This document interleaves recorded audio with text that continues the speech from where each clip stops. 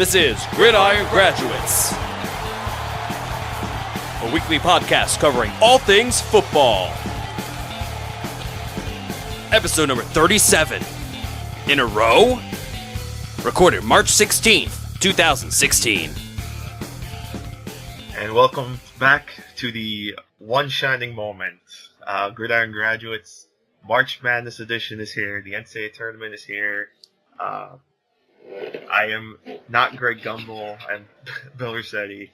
I wish I was as smart as Greg Gumbel, though. Joining me is, as always, my top-notch analysts, my Doug Gottlieb and Seth Davis, to my Greg Gumbel this week. My buddy Ian Wharton, as always. What's going on, brother? Not much, man. Just, getting ready for NFL draft now that the first wave of free agency is over and we're coming to a slow grind here on the free agency front. We're really kind of at the point where it's basically over. You're just kind of adding depth pieces. There's a couple impact guys possibly left, but mostly these guys have injury concerns or age concerns, and so it's draft time of year. It's also March Madness, like you mentioned, and it's when I start paying attention to college basketball, and looking forward to it. Absolutely. Did you get a chance to fill out your bracket yet? Not yet. I'm actually going to do that tonight, and probably going to pick Oklahoma to win it all. It was a fair pick. I have Oklahoma getting to the championship, beating Miami in the Final Four, and then Michigan State over West Virginia in the other semi, and then Sparty taking it all. Although, of course, hopefully UNC makes a good run. Got to get past Dunk City first. So we'll see how that goes. But, and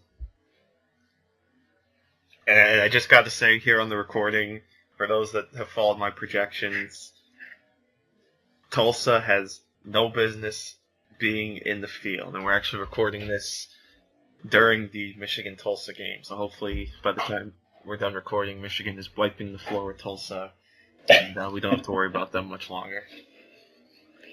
It usually ends up bearing out pretty well. I feel like it's not often that these guys that sneak in, maybe even undeservedly, I feel like they usually get trounced pretty quickly. They do, but there are times where, the controversial pick also makes a deep run. Look at UCLA last year. Oh, that's true. But of course, the bracket broke open for them when UAB beat Iowa State. But in any event, tournament's already started, but it really gets underway Thursday. But we're still talking football. We're still getting focus on that, and certainly me, I'm going to have more of a focus on football now that now that I have another season bracketology in the books. By the way, I only missed 3 teams this year, so not too bad. Pretty happy with my numbers. Yeah, congrats, man. Again, damn Tulsa. Monmouth should have got in. I'll take your word for it. But in any event, let's kind of talk about some of the goings-on in the world of football. And over the last couple of days, we've had some wheeling and dealing here, namely with the New England Patriots involved in a pair of trades. And we'll start with the big one from Tuesday, I believe it was, in which the Patriots sent Chandler Jones, the excellent pass rusher, to the Cardinals for Jonathan Cooper and a second-round pick. So now the Patriots have a pair of picks in the second round, actually back-to-back. And then, add some depth on the offensive line in Cooper. And maybe it's a nice change of scenery for Cooper because, being in Bruce Arians' doghouse for quite some time, maybe being in New England will be a fresh start for him. And then Arizona picks up, obviously, an outstanding pass rusher to add to what was already an outstanding defense. So, quite the deal, I think, for both sides. What was your take? Yeah, it was really interesting to see the Patriots make this move. It wasn't a shocker for me because Chandler Jones coming up with a contract extension here soon, and ultimately, I think that they had to make a choice and say, okay, are we going to make this early sacrifice and make this early call on Chandler Jones and admit that, hey, we can't re-sign him to a possible $90 million deal next year or more, maybe. Who knows? He's a really good player. I wouldn't say he's an elite player for his position. He's got great production. I'd say he's a very good pass rusher. I think he's a great pickup for Arizona, who needed a player of his caliber. Especially, as a pass rusher, they didn't really have a creative pass rusher, and he's that type. He's not elite, like I said, he's not an elite type, and I think they still could use another pass rusher, but this was a heck of a pickup, and especially for a second-round pick. You're not going to get a player of his caliber with a second-round pick in this draft class.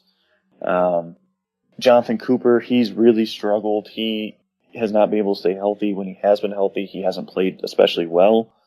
The Patriots are just taking, I think, a flyer on him. To be honest, I think the main attraction of this trade is to get that second-round pick, which is better than what they would have received if they just would have let him walk away at the end of next year. They would have gotten a 2018 third-round compensatory pick.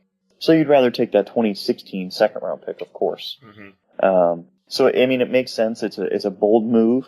It hurts them in the short term. There's no doubt about it. And there's no guarantee that Cooper's going to be good.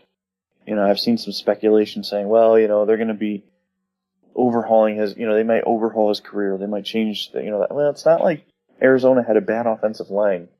Their coaching staff has done a very good job with their offensive line talent. And that's not to say the Patriots won't help out Cooper, but I like Cooper. I was a big fan of his coming out of college. He just hasn't been the same guy athletically, and he struggled with his technique. So, he's a guy who needs some time. He needs to improve in the weight room. He needs to improve technique-wise. And but I do like the trade for both sides. I think I like it more for Arizona. But I understand it from the Patriots side. Yeah, and like you mentioned, I saw a couple people bring up this point too. The fact that the Patriots are probably not going to be able to keep Chandler Jones just by looking at a lot of the contracts that have been given out in free agency so far this year. When a guy like Malik Jackson, who's not even a pass rusher, he's just an interior guy, is going to get a $90 million contract. That tells you the market you're setting for pass rushers. So it would definitely have been tough for New England to keep Chandler Jones. So at least they were able to get something in value, or get some good value for Chandler Jones. And then the other trade they made today, in regards to the Patriots, they acquired Martellus Bennett, the tight end from the Bears, as well as a 6th-round pick, and they ship over a 4th-round pick to Chicago. So now the Patriots essentially get the replacement to Scott Chandler, and now you have two big solid tight ends, both very good pass catchers. So it definitely adds another dynamic to the Patriots offense. So it'll be really interesting to see, how teams are going to defend the Patriots now, because obviously you still got to watch Gronk, but now you're going to have Bennett coming up, and he's just as capable, especially with a guy like Brady at quarterback, he's just as capable of, picking apart a defense. So it'll be real fun, I think, to watch what the Patriots can do now with a two big tight end set, I guess we'll say. Yeah, I mean, this is dangerous. If you're a team, especially in the AFC East, this offense is at its best when it's got two solid tight ends. And Martellus Bennett is one of the best receiving tight ends in the league. He is not too far behind Gronk as far as, now obviously he's not the talent that Gronk is. Gronk is possibly the best player in the NFL, period. Bennett, though, I mean, he's a dynamic tight end, and he's going to bring a lot to this offense that they haven't had since Aaron Hernandez. And obviously, he's got locker room baggage, but that stuff tends to go away in New England. And again, that's a credit to them for creating that. So, I mean, I love this trade for the Patriots as much as I hate to say that. From the Bears' perspective, to be honest with you, I'm a fan of making it work. You know, I think there's a certain part and a certain line that cannot be crossed from the aspect of, you know, when is too much to handle in the locker room.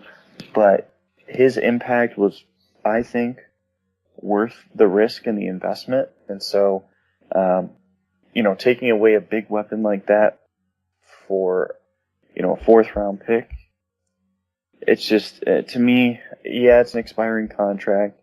Yes, they did get quite a bit in return for a team that's not going to go to the Super Bowl. Let's face it, Bears fans, I'm sorry, but he wasn't the difference between a Super Bowl and not. So, yeah, you can look at it that way. It's just hard for me to, you know, I get it, but it's hard for me to still fully buy into it. You know, it's just one of those things where giving away a talent like that is always going to be a little hard to swallow.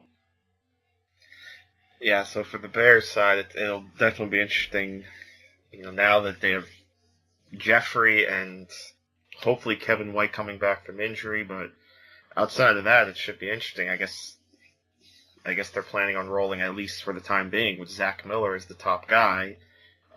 You know, we'll see if they go out and address tight end in, you know, later in free agency or perhaps the draft. And actually, as we're recording this, I'm seeing on Twitter, James Laurinaitis has actually just signed with the Saints. Rand Gatlin reporting. So an interesting pickup there. You know, Laurinaitis certainly hasn't been the same player that he was coming into the league. You know, so curious to see how the Saints are going to use him, or where they're going to play him, how he fares down there. Yeah, definitely. He's kind of like more of an old school linebacker. He's not good in coverage. He's not particularly great against the run either. Like, he's a guy, he amasses numbers. But the thing is, though, is like, and this is kind of like DeQuell Jackson was too for a long time. It's one thing that you're making the tackle, but where you're making the tackle also matters. If you're making a tackle 5 yards down the field, well, I mean, that's not really a positive then. So it's easy to recite the tackle numbers that Laurinaitis has put up, but he's also played behind an elite defensive line. I was never really impressed by him, even though he was a Buckeye. I thought he was a great college player, and I thought that in the NFL he was very pedestrian, especially as the game has become more spaced out. And, you know, doesn't play to his strengths, which would be between the tackle box. So, I mean, I get the move by the Saints. I'm not going to dislike the move. I will say this. I think that they were probably the only team that he could start on in the NFL. And that's just kind of saying something about how bad their defense is. Yeah, so that tells you all you need to know, I guess, about not just James Laurinaitis, but the state of the Saints' defense and how much of a hole they're trying to dig themselves out of. Yeah, and that's why, you know, teams that constantly restructure contracts and don't draft especially well, you know, the window's always closing on them quickly. Mm-hmm. And the Saints that's why I was a little leery when the rumors were going around that, you know, Sean Payton might have been looking for a new job earlier in the offseason. I don't know if I'd want him. He's been a part of a major decline in New Orleans, especially on defense. He's never found a good defensive coordinator. A lot of their cap issues, you know, I mean, it's not like you can't just put it all on the GM, because the head coach has a lot of say there too, especially when the head coach is a Super Bowl winner. So there's no doubt about it that Peyton's been part of the problem as well. Obviously he's a great offensive mind, but quite honestly, I don't think that he's this elite head coach or anything like that. I think he's just a great offensive mind. Another free agent signing I want to talk about. We kind of talked about this last week, the possibility of it happening. Oakland re-signing Donald Penn to a 2-year deal. And it sounds like Penn is going to stay at left tackle, which means their big money free agent, Kelechi Osemele, is probably going to play left guard, which means Oakland's going to boast a pretty damn good offensive line in 2016. And like I said, we kind of alluded to it last week, and now it's reality. Penn at left tackle, Osemele left guard, Rodney Hudson at center, Gabe Jackson at right guard, and then whoever at right tackle, Austin Howard or Menelik Watson. But even still, that's 4 very good offensive linemen protecting Derek Carr, who gets to throw to Amari Cooper, and he's got Latavius Murray, a solid tight end, or solid running back behind him, and of course we know what they've been doing with the defense. So I think a lot, I kind of mentioned, I said the Raiders were a bit of a sleeper. Well, I guess they're not much of a sleeper anymore. I think everybody's starting to jump on the Raiders bandwagon. I think there's already people saying they could win the division. Now, still too early to kind of go that far, but there's no doubt the Raiders, in my mind right now, are a playoff contender. Especially with, this offensive line and just the improving talent that they're putting out there. It's kind of weird to say, too, because we've been used to them being, pretty bad for so long, but in a way it's also nice to see them start getting back to their winning ways and actually talk about them as a potential playoff contender again. Yeah, and I'm kind of with you here. As much as I love what they've done this offseason, I'm not gonna, as we get closer to the year, I may feel more comfortable. I need to see what Denver does at the quarterback position before I commit to Oakland. But I do like what they've done a lot. Their young players need to continue taking strides, specifically Derek Carr and Amari Cooper. They did a lot of good things last year, but then they also had a couple of bad moments that really left a sour taste in my mouth toward the end of the season. It's a young team, and they've added some very good talent, borderline elite talent, if not elite, at cornerback, offensive line with Osemele. So obviously adding Penn is a good move. Again, you want to keep him in house. He struggled a little bit toward the end of last year, but you're banking on him coming back and having another strong performance. The decision to move Gabe Jackson to right guard from left guard is a little... I'm not going to say it's a bad decision because, he's extremely talented, but, that's not an easy decision to move somebody from their position where they were borderline elite. Osemele is an elite left guard, so that's kind of the thinking there. But he also has experience at right guard. Jackson's never played right guard in his career, so I think it'll work out well. Talent usually ends up working out, but there will probably be some growing pains there. So overall, I am expecting a lot from this team, especially a playoff contender. But I love what they've done this offseason in general, and re-signing Penn was a must-do move. Yeah, no doubt. So, it should be interesting to follow Oakland for sure. Let's kind of shift gears a little bit too, and kind of talk about the draft a little bit because, the big hype a few days ago was UCLA's pro day, namely Miles Jack. And a lot of talk now is that he could potentially be a top 5 pick. Now I haven't gotten really a chance to watch a whole lot of Miles Jack, but excuse me, a lot of people that I trust and respect in the draft are saying like how athletic he is and just an outstanding talent. So I definitely want to get your thoughts on Miles Jack. If you have any thoughts on his pro day or just on the on Jack in general and where he could potentially fall in the draft?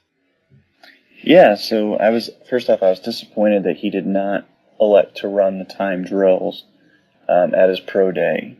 He was supposed to and decided not to, and he's going to do his own personal workout April 1st, and that's the time when he'll run, and we'll get more of an idea of just how freaky athletic he is.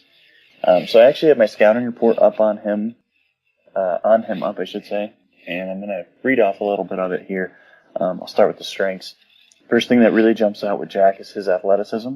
There's no doubt that he is the poster man-child for today's NFL.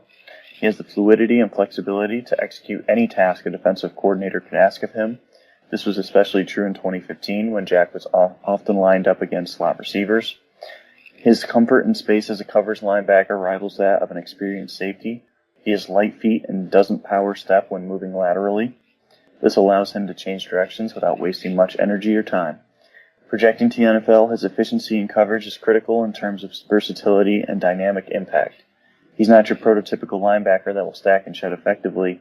Instead, he relies on his elite explosiveness and the speed to evade blockers, specifically dipping his shoulder to force poor hand placement by blockers. This will translate to the NFL, although some improvement will be required with his hands. He's a hard hitter and solid finisher in space and violent as a defender. He has good size as well, and kind of onto his weaknesses here. Since he worked in coverage so much, he's benefited from highly talented surrounding pieces. His run defensibility isn't special. It could be his role at UCLA, but too often Jack is either too timid or late with reading runs, or he will recklessly shoot the first gap that is available. Sometimes he guesses correctly and he has the athleticism to chase down ball carriers from the backside, but other times he'll miss badly and just wash himself out of the play. This will show in coverage at times as well, when he'll commit as soon as he sees the run action. It's interesting to see the dynamic, to see him be so aggressive at times, then be overly timid. He needs to find the right balance to succeed at linebacker. My biggest question mark with Jack as a run defender is his struggles to read a lineman's helmet. He's very inconsistent with this, as he'll wait and show uncertainty or completely misread the play and commit too early. Experience in a more defined role could help keep Jack active and aggressive. He's an ideal weak side linebacker as he can shoot gaps and also play in coverage. Any type of projection to middle linebacker would be too strong for me, and I think overall he's a late first-round pick with the comparison of Thomas Davis. Very interesting. I like it. And definitely, if he compares to Thomas Davis, that's by no means a bad comparison. No. We know how good of a player Thomas Davis is. Yeah, and I mean, some people will compare him to like Bobby Wagner. He just didn't really have the role of the middle linebackers of the great ones in the NFL. His production was really poor in college. I think he only had off the top of my head, one or two interceptions. I think one forced fumble throughout his career.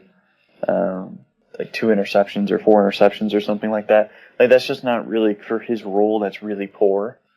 So that's really concerning. And I think that you don't really need that athleticism at linebacker as much of a positive as it is. Some of the most athletic linebackers in NFL history were actually busts. And Justice Mosqueda on Twitter was actually tweeting this out the other day. The 8 most athletic linebackers since 1999 were really mediocre to bad football players. So Jack needs to prove he's a football player and not just an athlete. So that would be my concern with him, but I do have him as a first-round pick, and I do think he'd be someone I'd love to have on defense. But I need him in the right role. And what would you say, what kind of teams do you think would fit what Jack does well? Or run a scheme that he could fit well in? Yeah, I think Jacksonville's a good fit. I wouldn't take him 5th overall, but I mean, relative to where I think he will go, anywhere that can either offer him a lot of protection in the middle, so that would be a 4-3 under defense, which is going to create clear lanes for him to attack, with big defensive linemen, and Jacksonville does that. Any type of 3-4 defense, he'd look really good in because he can play one of the two inside linebacker positions, and then also in a 4-3 weak side linebacker spot. So, I mean, he's going to fit pretty much any defense. It just kind of depends on what role you want him to play. I would just try to keep him as clean as possible from interior blockers because he really struggles getting off the blocks. Cool. I just wanted to mention this too. Dwayne Bowe got cut by the Browns today, and one of my buddies texted me saying, should the Eagles sign Dwayne Bowe?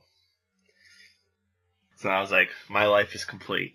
I got asked if the Eagles should sign Dwayne Bowe. Yeah, that's a question for 2011 Madden players. Yeah. I get it though. I mean, guy coming from Cleveland, especially with that quarterback situation, he's a name.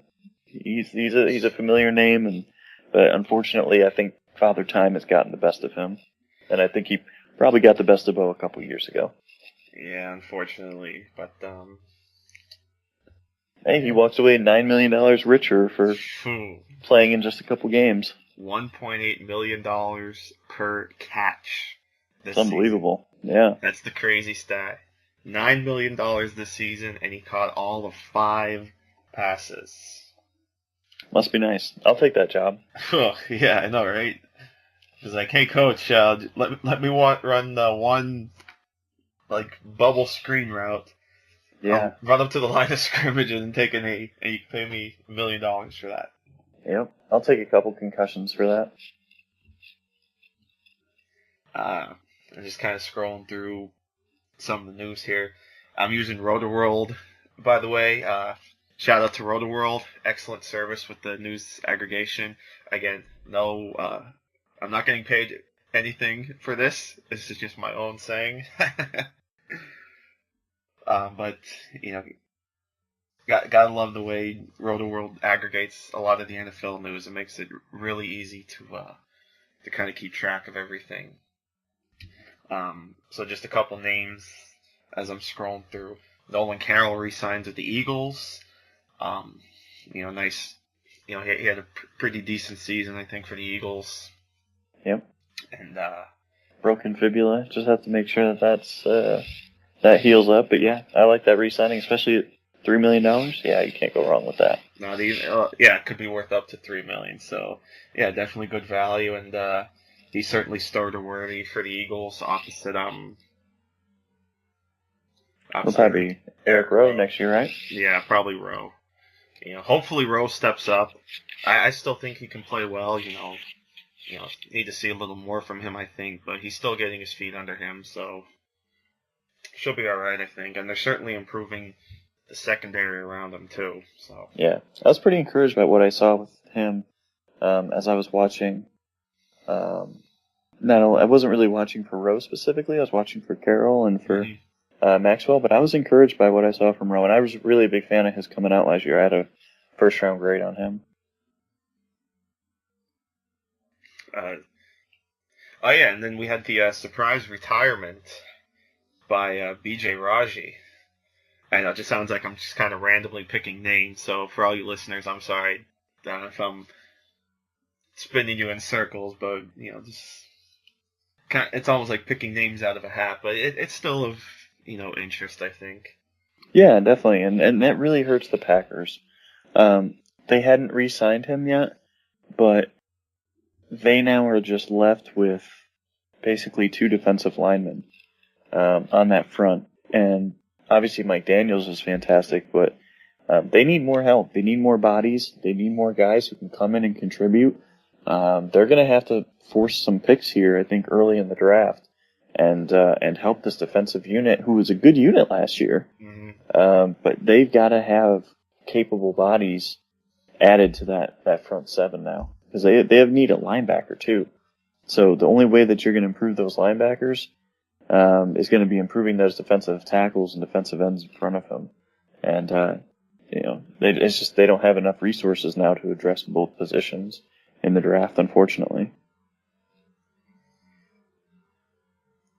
And then, as I still scroll here, well, it was actually kind of right before, the blurb was right before Raji. Probably the best free agent safety on the market is, well, no longer a free agent. Eric Weddle signing with the Ravens. And it definitely fills a hole because I think safety was quite a need for the Ravens. And they definitely get one of the better ones. So, yeah, solid move, I think, for the Ravens. 4 years, $26 million, $13 million guaranteed. Weddle gets. Yeah, I'm with you here. I like this pickup. I like Weddle a lot. Had some injury issues last year with his groin, so prayers for his groin. Never want a groin injury. But they also released Will Hill, which is notable because Will Hill was he's a really good player, but he got suspended 10 games for another drug violation, which is the big bugaboo with him. And so once they released him, we almost had like a feeling that something was going on there. So no surprise that he's suspended. Could have been one of the best safety tandems in the NFL together, but obviously we'll never get to see that. But I like the pickup of Weddle. He's a darn good player, and I'm really happy to see him go to a good situation where he's going to have a chance to probably compete once that team gets healthy. Although it is an aging team, so they're kind of on that cusp of saying, okay, are they too old? Do they have too many injury concerns moving forward? But overall, hard to complain about their move to pick up Weddle. My favorite thing about this signing, too, was that I saw on Twitter, the Chargers Twitter account kind of was like, thank you, Eric Weddle, like how I guess some teams do for some of their top players that leave or whatever. So something like, thank you for all your years or something like that. First thing I'm thinking of is like, this is such a PR move. Yeah. We all know the bad blood that went down between the Chargers and Eric Weddle. Yeah. I mean, that's a good job, though, like you said, by the social media team, by the PR team, to have something whipped up. And, they knew he was leaving. That wasn't really the question. It's a shame. I like seeing guys spend their whole career with one team, but it so rarely happens because of the nasty business side of things.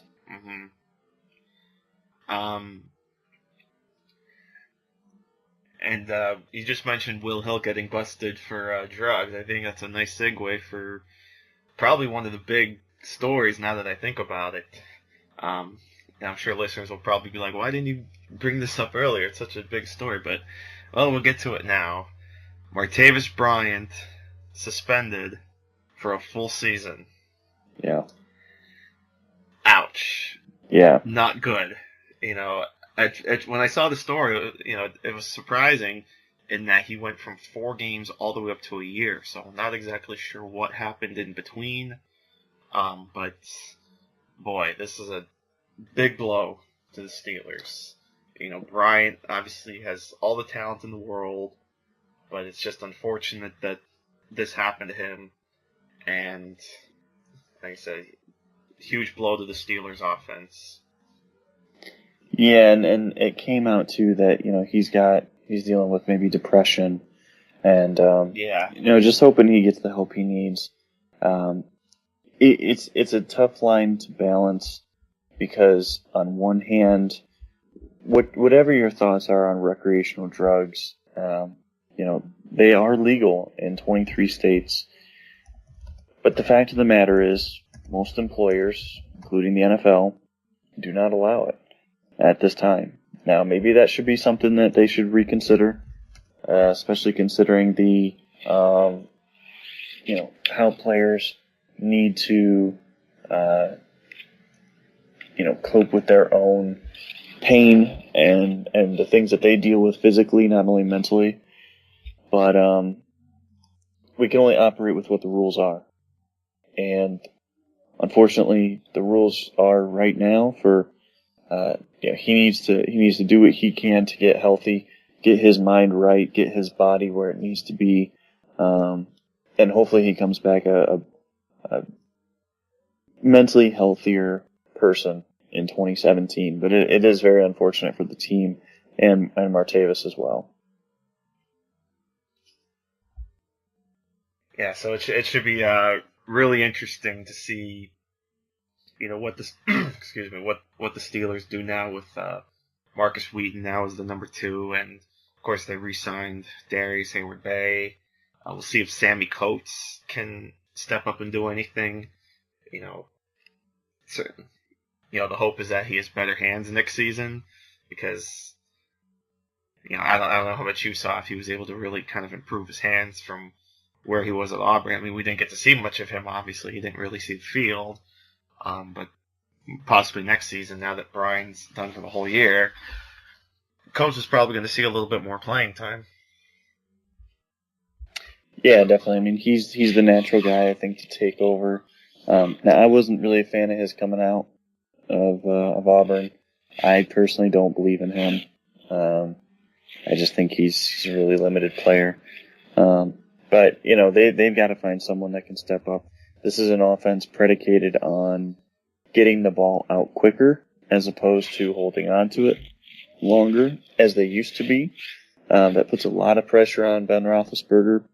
So if he's going to be forced to create a little bit more, he can do it. We know he can do it. But I don't think that it's ideal for the team to expose him to more hits. And I think that would be the big concern. Mm-hmm. And then, again, I'll have to give another shout out to RotoWorld for this. This is where I'm getting it from. They had a blurb talking about the Steelers' offense. And they got this from the Pittsburgh Post-Gazette, saying that the Steelers' offense scored 6.4 fewer points per game without Martavis Bryant in the lineup over the last 2 seasons. That's a pretty significant number there. I mean, that's essentially a touchdown a game. So you kind of extrapolate that over 16 games. A touchdown a game, that could make all the difference, especially in how competitive the AFC might be this year. We talked about Oakland's probably going to be a competitive team. I mean, we'll see how Cincinnati does, how they replace Marvin Jones and Mohamed Sanu. Obviously New England's going to be up there. The Jets might be a playoff contender again, maybe, depending on their quarterback situation. Actually, now that I think about it, the AFC is going to be kind of weird. I don't know. Now that I think about some of these teams, I actually don't know what direction some of these teams are going in right now and who some of these contenders can be. Is that's kind of weird, isn't it? Yeah, I think so. I mean, I'm with you here. But I mean, we'll see. Pittsburgh found a way to overcome stuff in recent times, so we'll see. Yeah, I mean, if Le'Veon Bell's healthy and Antonio Brown stays healthy, and that's going to be huge. Yeah, the return of Bell, no doubt. If they've got those 2 guys, ultimately, yes, Martavis Bryant's certainly a difference maker, but I mean, you'd like to think that they're going to be able to overcome this if those 2 guys are available. And Ben, of course, Ben, I mean, it's not a good thing, but 2 of their big 3 guys now have big injury concerns. Hold on their legs. So we'll see. But I mean, this is an incredibly good offense when they're rolling. And the addition of Ladarius Green too, I think, is going to be really nice, because I'm really excited now to see what Green can do as the full-time starter for a full season, outside of the shadows of Antonio Gates. I think Steeler fans are going to be really happy with what Green brings to the table. And he's, it may not completely offset the loss of Bryant, but it's gonna make it not as painful, we'll say. And it's gonna keep that offense going, I think. So I think the Steelers should still be up there, just maybe not as explosive as they could have been with Martavis Bryant in the lineup. Another guy we'll mention. It sounds like this show is just going to be a lot of free agent talk, which is fine. We're still in the kind of the first wave, but like you said, Ian, at the top of the show, we're kind of getting toward the end of the first wave of free agency. So it's nice to kind of recap a little bit. Yeah, especially in the week that we since we've last talked, a couple more deals were made official. So so that definitely plays into it. But right now is a weird spot because we're prepping for the draft. We're starting to get the biggest needs.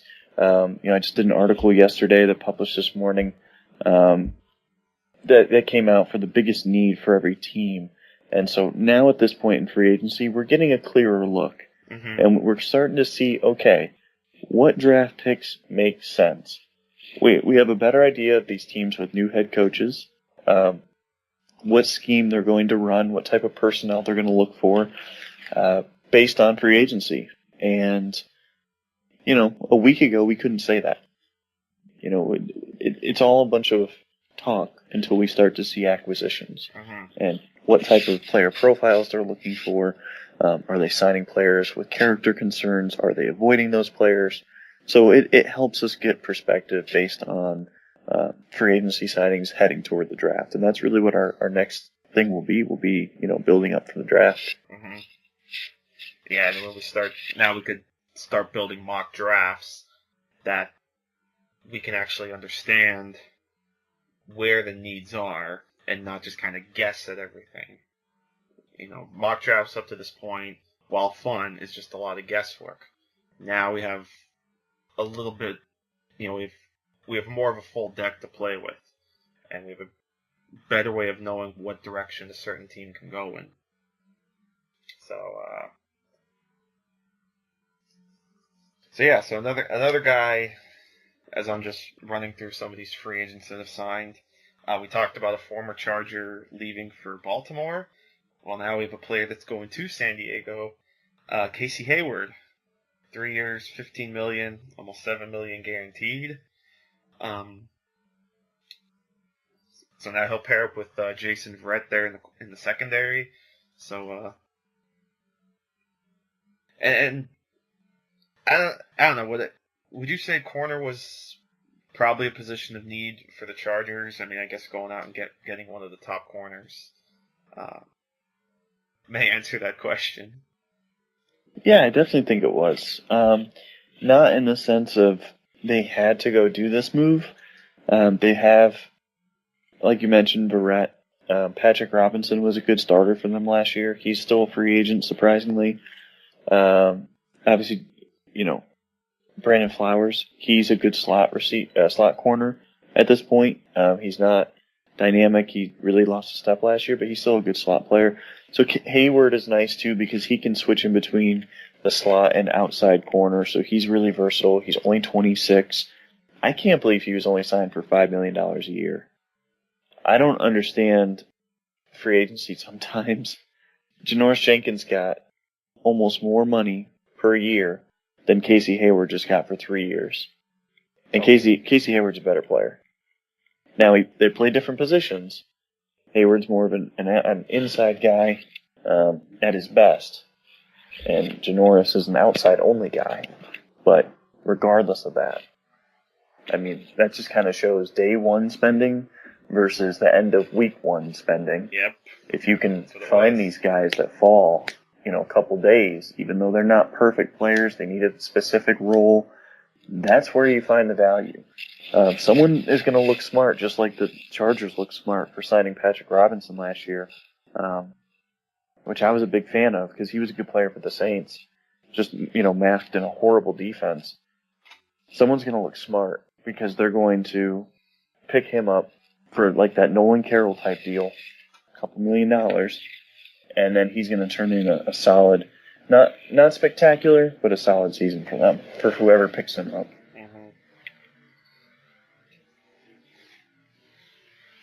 Yeah, it just goes to show when teams have the money to spend, they'll just throw them out at everyone. I think that's certainly a reason why Jenkins left for the Giants, because that was definitely their big selling point. It's like, hey, here's a boatload of money, come play for us. And then, his comments after he signed were quite interesting. what do you say? Something like, let's not be lazy in the last minutes of a game. Yeah, he said he needed to work on his effort and not be quite as lazy at times. And it's like, that's ridiculous. It's like, hey, but, I mean, welcome to the team. Yeah, and I mean, like, his tape kind of backs that up. He's an interesting player, man. There's not many guys like him. He's a trip. He's not a bad player. He can be really good when he wants to be really good, but he can also be a disaster at times.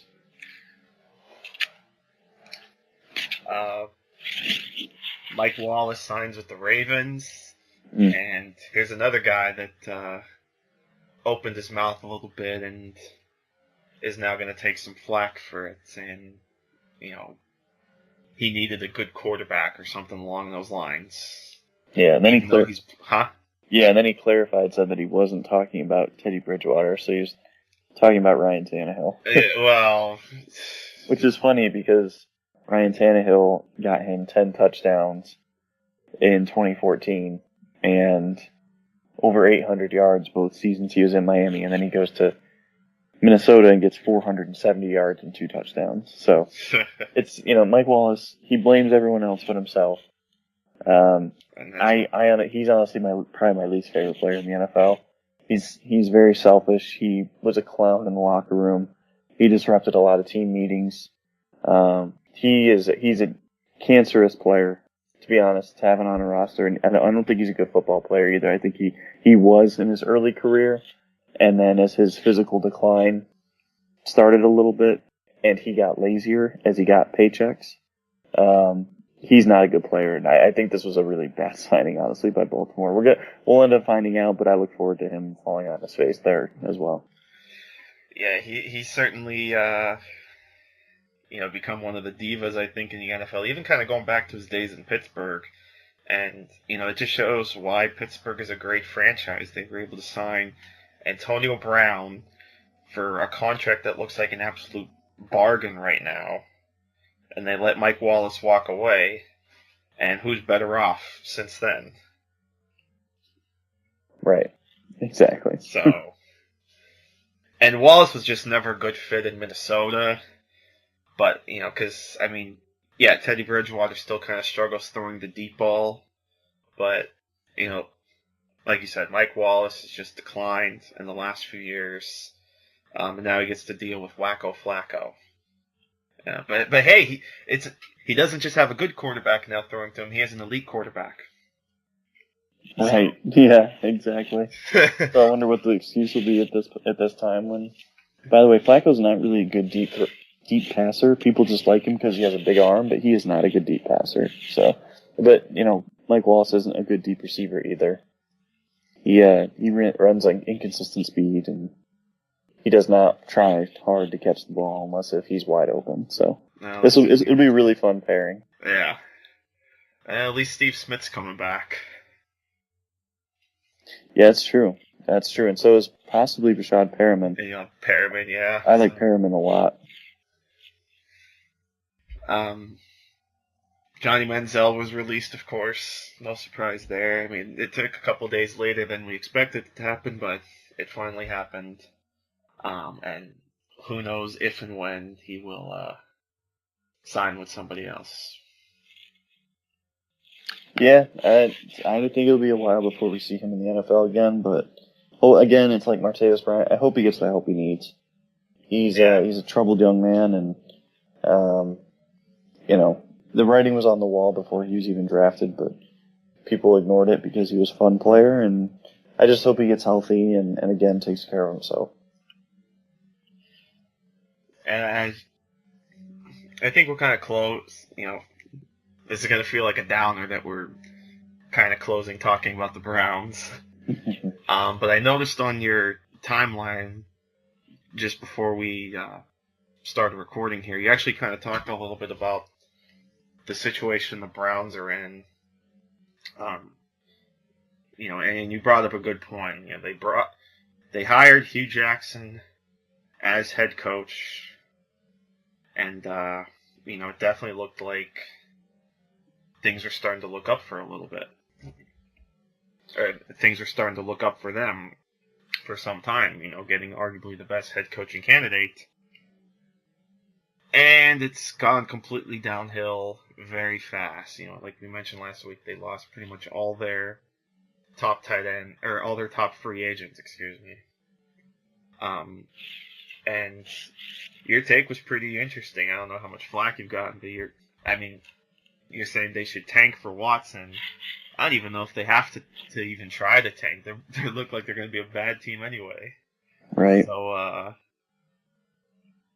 but yeah, if you want to expand on that a little bit, even how you were saying, like, if they do get a rookie quarterback, which we all kind of expect them to draft a quarterback now at number 2, he's going to be in a bad situation his rookie season, which is never a good sign for a rookie quarterback because, as we've seen recently, if a rookie quarterback gets off to a bad start, he almost never recovers, or it's very difficult for him to rise up to the level that we expected him to be coming into the NFL. Yeah, and I ended up getting some flack, and someone actually said that I get caught up in groupthink a little bit. It was really actually disrespectful. Don't insinuate that to people. That's really undermines the work people put in. But yeah, I am worried about them. I liked what they had going here. Hugh Jackson, boom, bringing some energy. They've got an elite left tackle. They've got an elite right tackle in Mitchell Schwartz. All they had to do is re-sign him and re-sign Travis Benjamin. Alex Mack was a free agent. That didn't bother me, letting him go. They have a contingency plan. Honestly, I think Alex Mack's overrated as well. I never thought he was really that good. He came back even worse after a broken leg in 2015. He really struggled last year. 30 years old, so I was not a fan of bringing him back. I thought that was the right decision although they were trying to bring him back apparently, I thought that not retaining him was the right decision. But they should have retained, 2 young players, playing positions that they need. Right tackle is a huge position. And it's also a value position. For whatever reason, people think that right tackle is not a premium position. You're kidding yourselves. Von Miller, Cameron Wake, Robert Quinn, J.J. Watt, these are some of the players that play against a right tackle. Mm-hmm. So it's incredibly important. You've got to have a good one. And they let him go basically because they wanted to play hardball with him. It doesn't make sense. It's a regime that's quickly showing that they don't know what they're doing. Now, I've seen the argument saying, well, they're rebuilding in the way that some other teams have. They're stripping their roster because a rookie quarterback won't be ready while they're paying these guys. That's not the point. I can understand letting go of older guys. Carlos Dansby, I get it. He's a really good player still, and I would have kept him for the locker room aspect. But I can understand the argument on him. He's 35 years old, not going to help you win right now. I get it.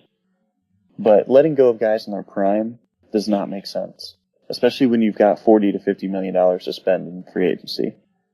I'm not saying go out and aggressively get players, but bring back your players in-house. And, it's 3 steps backwards. I think Deshaun Gibson was going to leave no matter what. I don't think they were going to have a chance to retain him. They probably should have franchised him. So that was, again, another mismanagement. You're letting a mid-20s solid safety leave in free agency. That's bad business. So it's just very concerning. And now you're looking at the situation saying, why would you put a rookie quarterback in this position? They're going to fail. And even if you keep them on the bench for a year, it's still a long ways to go to legitimacy. And they were closer to legitimacy because they were going to get Josh Gordon back. They could have added another top receiver in the second round. Imagine Jared Goff surrounded by Travis Benjamin, Josh Gordon, Josh Doxson or Michael Thomas, one of the better offensive lines in football. And then, they need some help at the running back position and running game, but that may be just an offensive line issue too. So, that's how you build a team. That's how the best teams do it. You locate your quarterback, you build around them, you put a great offensive line in front of them, and then you let magic happen. And they had the chance to do that, but instead they ruined it, and they're back to square one. And it's a scary time for them. I mean, you're looking at a multi-year rebuild instead of, yeah, it would have still been multiple years, but you would have been ascending as opposed to stagnating. And stagnating with the top 2 pick is not acceptable. Yeah, so I think it's safe to say that the Browns may be the early favorites to hold the number 1 overall pick in 2017. Yeah, I think they're definitely the favorite. I know we said we were going to close on the Browns, but I just caught another free agent signing, so this will be the last one, guys. I'm sorry for all the ramblings on players, but hey, at least it's a nice list of players that you got that we can touch on before we start getting into the draft. Shea McClellan, the former Bear. Hey, Bears and Patriots kind of making moves again. A player going from Chicago to New England. Shea McClellan, 3-year deal with the Patriots. Didn't have the greatest of 10 years in Chicago. They couldn't really figure out where exactly to play him. We'll see what Bill Belichick does with him. But, yeah, there you go. McClellan to New England. What do you think? He hasn't been really good to this point in his career. He's really athletic.